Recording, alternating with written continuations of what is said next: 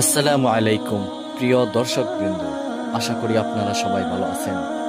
আজ আমি আপনাদের জন্য নিয়ে এসেছি এমন একটি ঘটনা যাহা শুনে আপনারা বলবেন এটা তো সিনেমার মতো কাহিনী, কিন্তু মনে রাখবেন এটা কোনো সিনেমার গল্প নয়, এটা সত্য ঘটনা। আজ আমরা শুনব নূহ আলাইহিস সালাম এবং তার নৌকার আশ্চর্যজনক কাহিনী। তো চলুন আর দেরি না করে শুরু করি।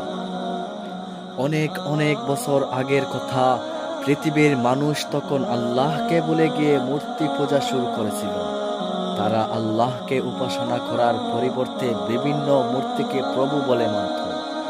তখন আল্লাহ তাদের সঠিক পথে ফেরানোর জন্য নূহ আলাইহিস সালামকে নবী হিসাবে পাঠালেন। নূহ আলাইহিস সালাম তাদের বললেন, হে আমার জাতি, তোমরা আল্লাহকে মানো, শুধু তারই উপাসনা করো, মূর্তি পূজা বন্ধ করো। আল্লাহ আমাদের একমাত্র প্রভু।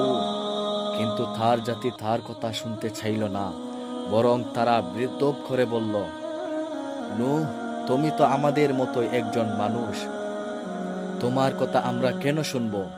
তুমি আমাদের থেকে আলাদা কিছু না। তারা তাকে নিয়ে হাসাহাসি করত, তবুও নূহ আলাইহিস সালাম থেমে গেলেন না। তিনি দীর্ঘ 950 বছর ধরে মানুষকে বোঝানোর চেষ্টা করলেন, তাদের আল্লাহর পথে ডেকে আনলেন। কিন্তু তার জাতি খুব কম সংখ্যক লোক তার কথা শুনল। অধিকাংশ মানুষ তার দাওয়াত গ্রহণ করল না।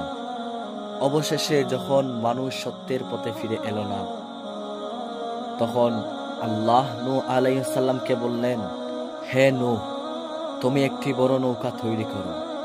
যারা ঈমান এনেছে তাদের নৌকায় তুলে নাও, বাকিদের জন্য শাস্তি অবধারিত। নূহ আলাইহিস সালাম আল্লাহর আদেশ মেনে নৌকা বানাতে শুরু করলেন। নৌকাটি বিশাল ছিল এবং অনেক পরিশ্রম করে এটি তৈরি করা হলো। তার জাতির লোকেরা নৌকা বানাতে দেখে তাকে আরো বেশি বিদ্রূপ করল।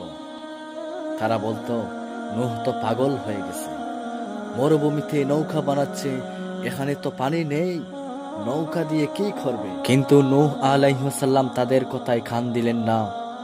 তিনি জানতেন আল্লাহ যা আদেশ দিয়েছেন তা অবশ্যই সত্য। একদিন হঠাৎ আকাশ থেকে শুরু হলো মুষলধারে বৃষ্টি। পৃথিবীর নিচ থেকেও পানি বের হতে থাকলো। চারদিকে শুধু পানি আর পানি। নদী, পাহাড়, ঘর বাড়ি সব কিছু পানিতে তলিয়ে গেল। নূহ আলাইহিস সালাম, তার পরিবার, কিছু ঈমানদার মানুষ এবং প্রতিটি প্রাণীর এক জোড়া পুরুষ ও স্ত্রী নৌকায় তুললেন। কিন্তু তার এক পুত্র কানআন নৌকায় উঠতে রাজি হলো না। সে বলল, আমি পাহাড়ে উঠে যাব, পাহাড় আমাকে বাঁচাবে। কিন্তু পাহাড়ও তাকে রক্ষা করতে পারল না। বিশাল ঢেউ এসে তাকে তলিয়ে নিল। এইভাবে যারা আল্লাহর কথা মানেনি তারা সবাই পানিতে ডুবে গেল। সবকিছু ধ্বংস হয়ে যাওয়ার পর নূহ আলাইহিস সালামের নৌকা থামলো যদি পাহাড়ে। এরপর আল্লাহর নির্দেশে নূহ আলাইহিস সালাম এবং তার সঙ্গীরা নতুন করে পৃথিবীতে বসবাস শুরু করলেন। এই কাহিনী থেকে আমরা অনেক কিছু শিখতে পারি। আল্লাহর কথা না শুনলে শাস্তি আসবেই। যারা আল্লাহর পথে থাকে আল্লাহ তাদেরকে রক্ষা করেন। ধৈর্য এবং ঈমান ধরে রাখলে সফলতা আসবে ইনশাআল্লাহ। এই ছিল আজকের গল্প, নূহ আলাইহিস সালাম এবং তার নৌকার। গল্পটি কেমন লাগলো কমেন্টে জানাতে ভুলবেন না।